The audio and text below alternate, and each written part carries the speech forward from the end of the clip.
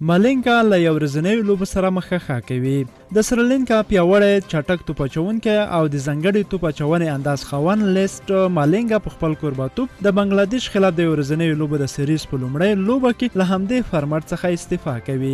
د خبر مالینګا په خپل رسنیو ته تایید کړی او هم سریلانکا نوی لوبډلمشر کارټني د نوموړي استعفا خبر تایید کړی دی. سریلانکي لوبډلمشر ویلي مالینګا به د سریز له لومړۍ لوبې وروسته زموږ سره نه وي او دا زموږ لپاره د خفګان وړ خبره هم ده.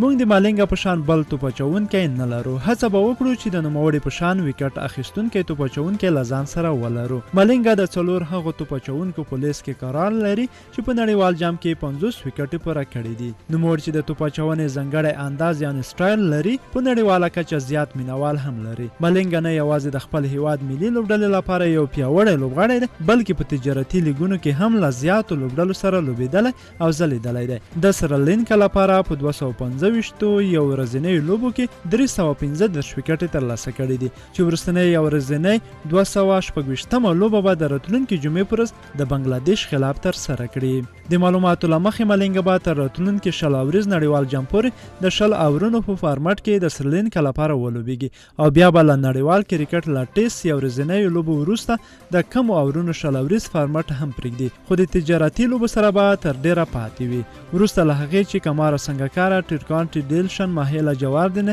له ملي او نړیوال کرکټ سره رخصت واخیست د سریلانکا لوبډله لابد بدتر حالت ته رسیدلې چې د مالینګا استعفا د دې لوبډلې لپاره یو بل ګزار